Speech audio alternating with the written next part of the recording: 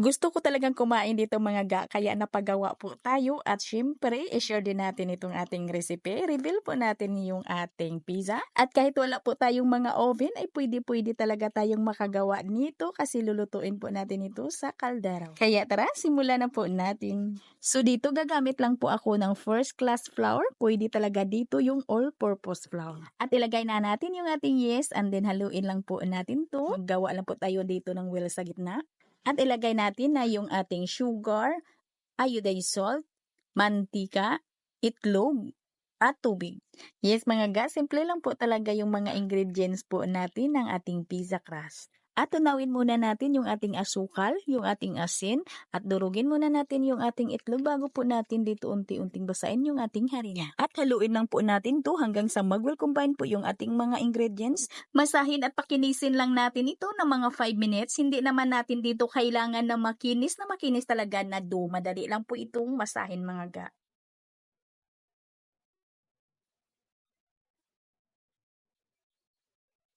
After 5 minutes, hatiin ko lang yung aking dough sa dalawang hati. Yung maliit dito ay ito po yung lulutuin natin sa ating kaldero. At ito namang medyo malaki ay ito po yung lulutuin natin sa ating oven. Figurahin lang muna natin ito ng pabilog at bago po natin ito i-flatten, ay palambutin muna natin yung ating dough. I-rest muna natin ito ng mga 30 minutes. At after 30 minutes ay malambot na po yung ating dough. I-flatten na po natin. Maganda na po itong palaparin kasi hindi na po ito uurong. At sa pagpalapad po natin dito ay tansyahin lang po natin yung ating mga lalagyan. Tansyahin lang po talaga natin kung ano kalapad yung ating round na paglalagyan ay ganun din kalapad yung ating crust.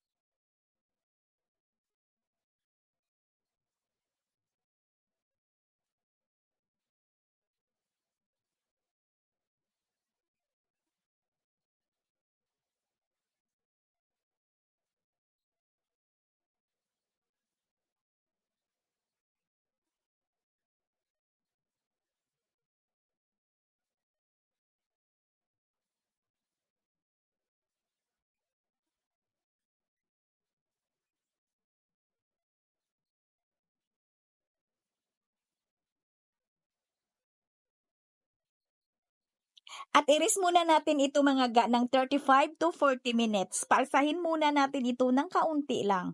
At habang pinapahinga natin yung ating crust ay magluto na po tayo ng ating sauce. So dito igisa lang po natin sa ating 1 in 1/2 tablespoon ng ating mantika, yung 40 grams natin na sibuyas at 35 grams po na garlic. At isunod na din natin ditong ilagay yung 1 cup na spaghetti sauce at 2 tablespoon tomato paste at 1/4 cup na banana ketchup at maglagay tayo dito ng 2 tablespoon na brown sugar.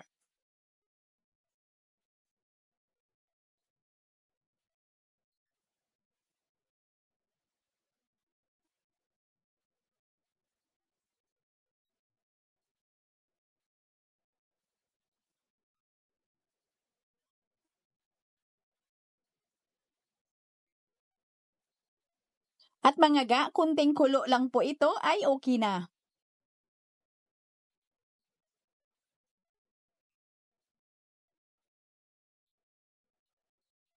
After 35 minutes ay medyo umalsa na ng kaunti yung ating crust, ay ilagay na po natin dito yung ating mga toppings. Sa ating cheese ay gumamit lang po ako dito ng Magnolia Quick Melt po yung gamit ko. At isunod na natin ilagay yung ating ginawang sauce.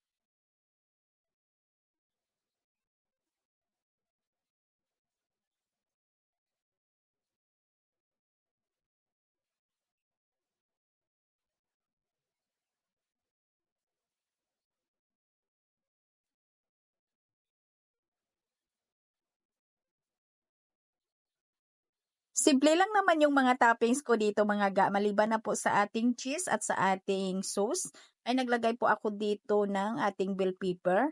At hiniwa ko lang ng mga maninipis yung ating sausage. At nilagyan ko po dito ng sliced mushrooms. At itong malaki po natin ay lutuin po natin ito sa ating oven. At itong maliit naman po natin ay lulutuin po natin ito sa ating kaldero. Dito sa ating electric oven ay i-bake po natin ito at may preheated na 180 or 190 degrees Celsius for 15 to 17 minutes. At dito naman sa ating kaldero ay kailangan ay mahina lang po yung apoy sa ilalim or ng ating kalan at lagyan po natin ng uling yung pangtakip po natin. Lagyan lang po natin ng kaunti lang po na uling. At lutuin po natin ito sa mga 10 minutes. Depende po kung ano kakapal yung gamit ninyo na kaldero. At kasi kasirula po yung gamit ko, medyo manipis, ay niluto ko lang po ito sa 10 minutes. Ito po yung luto po natin sa ating oven mga ga. Napakabango at masarap talaga yung ating gawa ngayon na pizza ha. At yung ating crust ay napakalambot naman po na hindi po talaga makunat. Kahit gumamit lang po tayo dito ng first class flour or yung bread flour ay talagang malambot. At ito naman yung luto natin sa ating kaldero or kasirola. At sana nagustuhan po ninyo yung ating video ngayon. Magkita-kita po tayong muli. Ito pong inyong Kainday Tinapay. Maraming salamat at bye-bye.